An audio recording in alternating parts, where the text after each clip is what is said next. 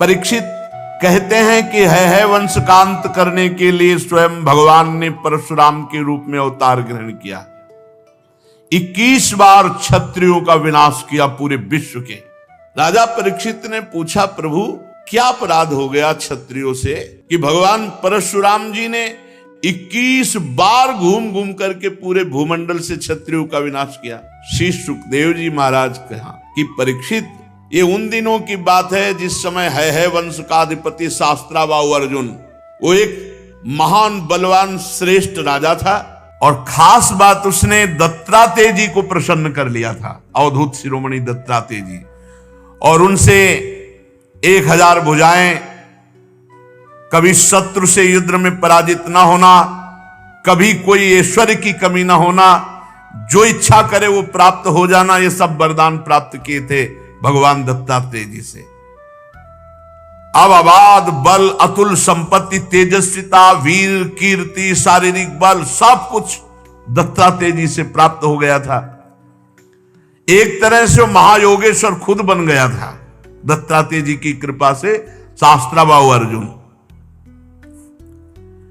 वो ऐसी सिद्धियां जान गया था कि सूक्ष्म से सूक्ष्म, स्थूल से स्थूल वो शरीर धारण कर लेता। बड़ी सिद्धियां उसकी, वो वायु की तरह कहीं भी पहुंच जाता। ऐसी सिद्धियां दत्तात्रेय जी से प्राप्त की। एक बार एक गले में वैजंती माला डालकर बहुत सी सुंदर स्त्रियों के साथ नर्मदा जी में जल विहार कर रहे थे और उधर रावण नर्मदा के किनारे दिग्विजय करते हुए अपने तंबू लगाए हुए था। 500 भुजाएं इधर, 500 भुजाएं इधर, पूरी नर्मदा के जल को रोक दिया शास्त्राबाहु अर्जुन ने। रावण का शिविर डूबने लगा उधर। तो रावण ने पूछा, बिना वर्षा के कैसे बाढ़ आ गई उल्टा? बोले, महाराज एक वीर है जो स्त्रियों के साथ जल में खेल रहा, खेलते खेलते नर्मदा को उल्टा प्रवाहित कर। तो उनका हमसे बड़ा वीर कौन है? रावण बड़े घमंड में गया, अपने को बड़ा वीर मानता था और जाके शास्त्राबाहु अर्जुन से अब वीरता की बातें करने लगा। तो उन स्त्रियों को प्रसन्न करने के लिए खिलवाड़ में तो ऐसे रावण को पकड़ लिया शास्त्राबाहु अर्जुन ने, बंदर के समान एक पिंजड़े में बंद करके, और अपनी राजधानी माहिष्मती ले जा करके जहां घोड़े थे वहां पिंजड़ा रख दिया। पिंजड़े में 10 खोपड़ी वाले रावण को 20 भुजा, 1000 भुजा वाला शास्त्राबाहु अर्जुन, और सब सिद्धियां प्राप्त किए। तब महाराज पुलस्त जी को पता चला कि दिग्विजयी रावण घोड़सार में एक पिंजड़े में बंद है। तब जाके शास्त्राबाहु अर्जुन के सामने गए तो शास्त्राबाहु अर्जुन ने पूजन किया, क्योंकि पुलस्त ऋषि, तो उन्होंने आज्ञा करी कि छोड़ दो, हमारा नाती है। छोड़ दिया रावण को। अब शास्त्राबाहु अर्जुन का अभिमान बढ़ता चला गया, क्योंकि दिग्विजयी रावण जैसे को बंदी बना लिया। अब वो एक दिन शिकार खेलने के लिए अपने परिकर के साथ जंगल में गया तो प्यास लगी। तो पास में जमदग्नि जी का आश्रम था। तो जमदग्नि ऋषि के आश्रम में पहुंचे। मुनि ने देखा कि बहुत बड़ा राजा आया हुआ है, तो इसका स्वागत, राजा भगवान का स्वरूप है। अब जंगल में वो एक कंदमूल फल, तो कामधेनु जमदग्नि जी की गाय का नाम था। जो इच्छा करो वो प्रकट कर दे। अब मंत्री, सेना और राजा का स्वागत करना है, तो वैसे ही सेवक, वैसे ही सामग्री, सब व्यवस्था। शास्त्राबाहु अर्जुन ने कहा कि बाबा जी के पास ऐसी व्यवस्था कहां से हो सकती है कि इतने सैनिक, इतने सेवक, इतनी धातुओं के पात्र और भोजन सब? बोले, कहीं कोई रसोईया नहीं, सब एक गाय का चमत्कार है। बोले, ऐसी गाय तो हमारे पास होनी चाहिए, संत के पास क्या? अब जमदग्नि मुनि का ऐश्वर्य कामधेनु से था, तो चिढ़ गया शास्त्राबाहु, जबकि प्रसन्न होना चाहिए कि इतना बढ़िया स्वागत किया। और उसने आदेश किया जमदग्नि ऋषि से कि कामधेनु हमारे सैनिकों को दे दो। जमदग्नि जी ने कहा, नहीं, ये तो यज्ञ के हविष्यान्न के लिए, अतिथि सेवा के लिए है। तो कहा मैं एक बार केवल कहता हूं, दोबारा छीन लेता हूं। शास्त्राभाव अर्जुन ने आदेश किया, कामधेनु को बंदी बनाकर ले चलो। अब कामधेनु डकराती हुई बलपूर्वक शास्त्राभाव अर्जुन महिष्मतीपुरी ले गए। जब शाम के परशुराम जी आए तो आश्रम सब उजड़ा हुआ। मां से पूछा तो उन्होंने बताया कि सारा का सारा दुष्टता का वृत्तांत शास्त्राभाव अर्जुन है वंशी। भयंकर फरसात हाथ में लिए हुए परशुराम जी जैसे किसी महामत वाले सिंह को कोई दबा नहीं सकता, ऐसे गरजते हुए महिष्मतीपुरी गए। अभी वो मस्ती में था कि प्रवेश ही नहीं कर पाया था कि भगवान परशुराम जी पहुंच गए। परशुराम जी की बड़ी विलक्षण झांकी थी। हाथ में परशुराम, मस्तक पर जटा का मुकुट, त्रिपुंड लगा हुआ। जे भी शास्त्राभाव अर्जुन झपटा, भगवान परशुराम जी ने जो जटाएं सूर्य की तरह चमक रही थी खोल लिया और हाथ में फरसा धारण करके बात की बात में सारी सेना को विध्वंस करके और उसके 1000 भुजाएं जो भगवान अवधूत शिरोमणि दत्तात्रेय जी के द्वारा दी थी, सब काट के गिरा दी। फरसे का ऐसा प्रहार कि कोई सामने नहीं बचा। बाहें जांघें सब काट काट के। परशुराम जी के बाणों से जब है पति का सर्वनाश हो गया तो 10,000 लड़के थे शास्त्राभाव अर्जुन के, 10,000। भगवान परशुराम जी तो 10,000 लड़के तो अभी नहीं थे इनके साथ, ये अलग थे। सब पूरे परिकर सहित शास्त्राभाव अर्जुन को मार डाला भगवान परशुराम जी ने। कामधेनु छुड़ाकर आश्रम में ले आए। महिष्मतीपुरी के शास्त्राभाव अर्जुन का विनाश बड़ा आश्चर्य में। जमदग्नि जी ने कहा, हाय हाय परशुराम, तुम क्या उपद्रव करते हो? अरे राम राम, वो राजा था, गाय ले जा रहा था, ले जाने देते, तुमने हत्या क्यों कर दी? राजा सर्वदेवमय होता है, तुमने अपराध किया। अरे हम लोग ब्रह्म ऋषि हैं, क्षमा हमारा बल है, संसार हमको इसीलिए पूजता है क्योंकि हम क्षमावान हैं। तुम्हारे ब्रह्मा जी भी क्षमा के बल से ही ब्रह्म पद पर स्थित है। ऋषियों की शोभा क्षमा होती है, ये सर्वशक्ति प्रदर्शन नहीं। भगवान तुम पर प्रसन्न हो, अब तुम तप परायण हो, तुमने अपराध किया, राजा का वध किया, ये ब्रह्म हत्या से भी बढ़कर है। जाओ तीर्थों का सेवन करते हुए तप करो और इसका प्रायश्चित कर डालो। भगवान परशुराम जी घुटने टेक कर जमदग्नि जी के आगे जो आज्ञा। अब 1 वर्ष तीर्थ यात्रा करके अपने आश्रम पर आए। परशुराम जी की माता रेणुका गंगा तट पर संध्या के लिए गंगा जल आदि लेने गई थी। वहां एक गलती हो गई माता जी से। आज सत्संग में कहा, नेत्र वाणी कान संभाल के नहीं अपराध बन सकता किसी से भी। तो वहां गंधर्वराज चित्ररथ अप्सराओं के साथ जल विहार कर रहा था। गंधर्वराज के जल विहार करते समय अंग प्रत्यंग और अप्सराओं की वो क्रीड़ा माता जी कुछ क्षण देखती रही। अच्छा लगा, बस कोई कामना नहीं हुई, कोई मलिनता नहीं आई, बस देखती रही, अच्छा लगा। और भूल गई कि संध्या का समय पतिदेव तर्पण आदि के लिए इसमें लिखा हुआ है कि उनका मन गंधर्वराजम क्रीडंतम मत्सरोभिर पश्यत, अच्छा लगा। विलोकयंती क्रीडंत मुदकार्थम नदीम गताहा, उनका मन खिंच गया चित्ररथ की इस अप्सराओं से केल। कहा जमदग्नि जी का एकांतिक भजन में स्वभाव, और माताजी ने जब चित्ररथ गंधर्व की केली देखी अप्सराओं से तो अच्छा लगा। बस ये संध्या का समय बीत गया। भगवान जमदग्नि जी इंतजार करें, ऐसा कैसे हो गया कि संध्या की अवहेलना हो गई और अभी तक रेणुका जल लेकर नहीं आई। अब जे ही होश आया जमदग्नि ऋषि को, भयभीत हो गई कि अब तो भारी अपराध बन गया। वो महर्षि के सामने आई, गंगा जल का कलश रखा, हाथ जोड़कर खड़ी हो गई। जमदग्नि मुनि ने कहा मैं देख रहा था तुम्हारा मन चित्ररथ गंधर्व की केली देखने में खिंच गया। तुम अपराधी हो, पापिनी हो, तुम एक ब्रह्म ऋषि की पत्नी होकर ऐसा कैसे देखा? इसका दंड है मृत्यु। ऐसा कठोर शासन। अन्य पुत्रों से कहा मार डालो इसको, रेणुका को। किसी भी पुत्र की हिम्मत नहीं है। इतने में तीर्थ यात्रा करके भगवान परशुराम जी आए, प्रणाम किया तो उनका बेटा मां और भाइयों को मार डालो। परशुराम जी ने कोई विचार नहीं किया, तत्काल मां और भाइयों के फरसे से गले उड़ा दिए। सत्यवती नंदन महर्षि जमदग्नि जी बहुत प्रसन्न हुए और कहा बेटा तुम्हारी जो इच्छा हो वरदान मांगो। परशुराम जी ने कहा मेरी मां मेरे भाई जीवित हो जाए, उनको ये पता भी न रहे कि मैंने वध किया है। तत्काल जीवित हो गए।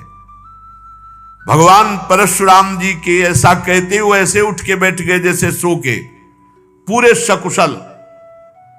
परशुराम जी को पता था हमारे पिता जमदग्नि जी कितने महान पवित्र ऋषि और तपोबल संपन्न हैं। शास्त्राबाहु अर्जुन के वध का प्रायश्चित कर लिया था। परशुराम जी एकांत आश्रम के कोने में बैठकर ध्यानस्थ थे। बहुत दिनों के बाद शास्त्राबाहु अर्जुन के लड़कों के हृदय की जलन, वो आए और देखा महर्षि जमदग्नि अग्निशाला में ध्यानस्थ बैठे हैं। उनको बाहर की कोई शुद्ध नहीं, वो सब प्लान बना के आए थे। पूरे आश्रम को उजाड़ दिया और माता रेणुका बड़ी दीनता से प्रार्थना कर रही थी, एक भी बात ना मानी और जमदग्नि जी का सिर काट ले गए। जमदग्नि जी ध्यानस्थ थे। बड़े नीच कार्य किए आश्रम में।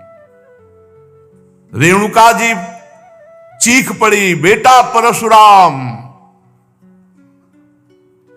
ध्यानस्थ थे भगवान परशुराम जी। उनका मां का करुण क्रंदन, भागे फरसा लेकर। जब नजदीक आए तो देखा जमदग्नि जी का सर काट ले गए।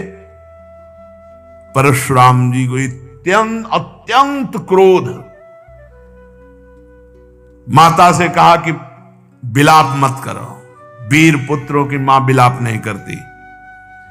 आज मैं प्रण करता हूं कि विश्व में क्षत्रियों का संहार कर डालूंगा, एक भी क्षत्रिय विश्व में नहीं रहेगा। अभी पीछे जो आप चरित्र सुन रहे थे उनमें एक घाघरा के नीचे माई के बालक क्षत्रिय छुपा लिया गया था। वो क्या उनका नाम विस्मरण हो रहा, जंघा में के पास छुपा लिया था, वही केवल बचा था। उसी से क्षत्रिय वंश चला, पीछे चर्चा में भी आया था। भगवान परशुराम जी ने भगवान शंकर का स्मरण करके संकल्प लिया कि विश्व में क्षत्रिय नहीं रहने देंगे। परशुराम जी माहेश्मतीपुरी में गए और 10,000 पुत्रों के अलग अलग सर काट करके रख दिए और पूरे नगर का विनाश कर दिया। भारी पर्वत ऐसे सिर का मुंड ऐसे इकट्ठा कर दिए काट काट के, और कहते जाते ब्रह्मघाती तुम्हारा विनाश परशुराम करेगा। रक्त की नदी बहा दी, इतने काटे। जो राजा थे, क्षत्रिय थे, ब्राह्मण द्रोही क्षत्रियों का हृदय कांप उठा।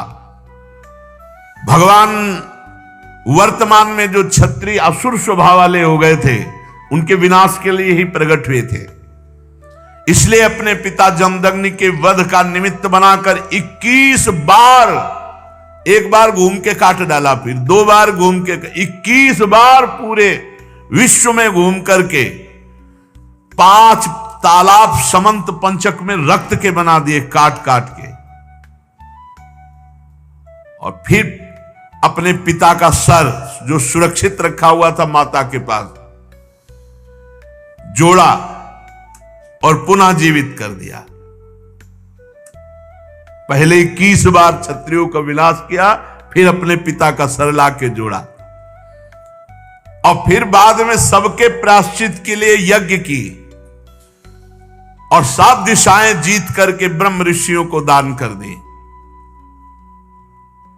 इसके बाद यज्ञांत स्नान किया और समस्त पापों से मुक्त होकर मेघ रहित सूर्य के समान तेजस्वी परशुराम जी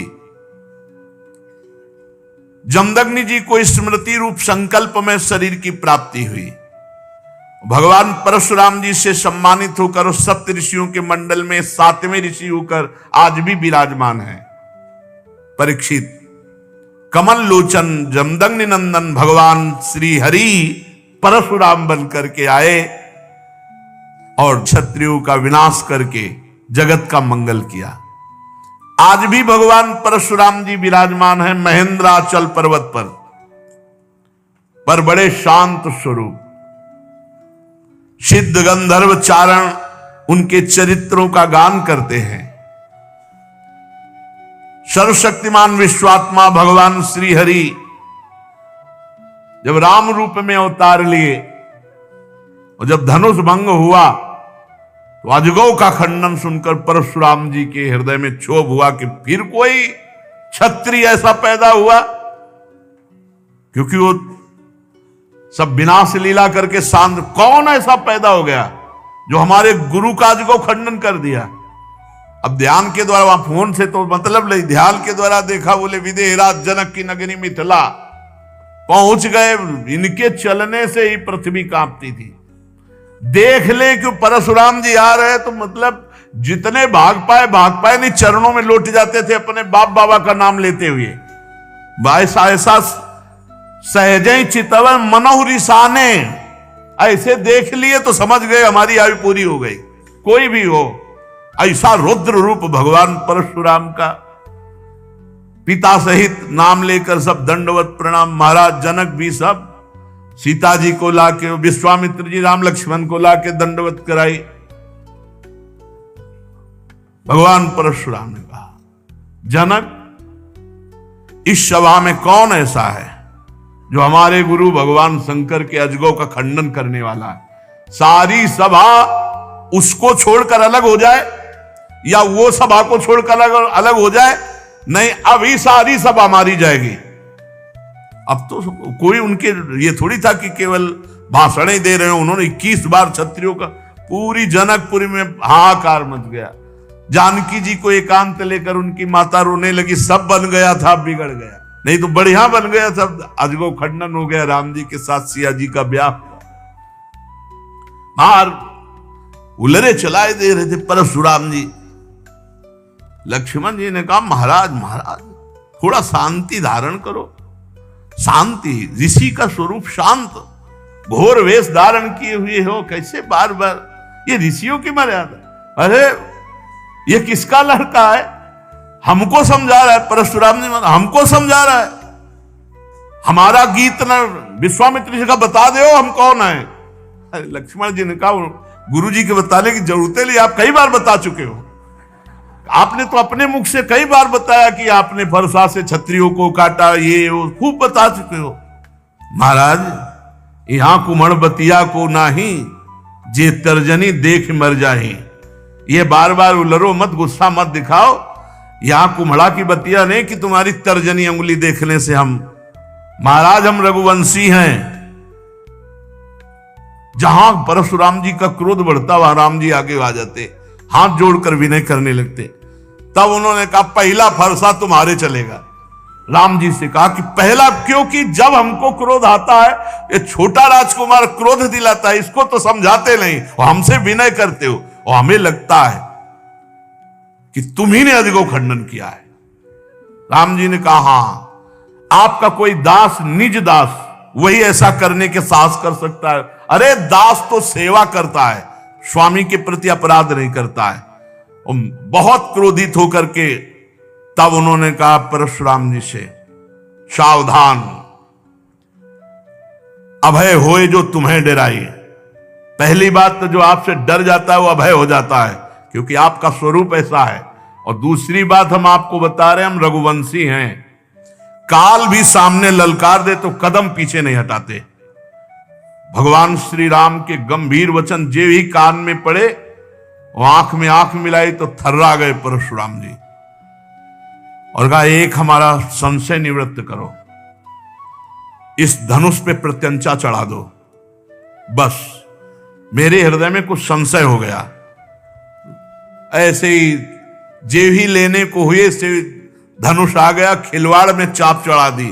तो उनका भगवान श्री हरि के सारंग धनुष पर चाप केवल श्री हरि चढ़ा सकते हैं। आप श्री हरि हैं, आप हमारे भगवान हैं और भगवान के चरणों में झुके। और उस दिन जो चाप चढ़ा तो भगवान श्री राम ने कहा, आपकी आयु को नष्ट कर दे या आपके तप को नष्ट कर दे, क्योंकि बाण व्यर्थ नहीं जाएगा। तो उनका, प्रभु हम तो आपके आश्रित हैं, तप को नष्ट कर दीजिए जिसे हम पुनः कर सकते हैं, लेकिन आयु और अंतर्ध्यान शक्ति आदि को नाश मत कीजिए। भगवान ने परशुराम जी के तप को लक्ष्य बनाकर बेधा। उस दिन से आज भी शांत स्वभाव से बिना किसी को मारे काटे भगवान महेंद्राचल पर्वत पर विराजमान है। अगर आपको यह वीडियो पसंद आई हो तो इस वीडियो को लाइक करें और मेरे चैनल को सब्सक्राइब करें। आगे आने वाले समय में ऐसी ही और भी वीडियोस में अपलोड करूंगा। अपना कीमती समय देने के लिए धन्यवाद।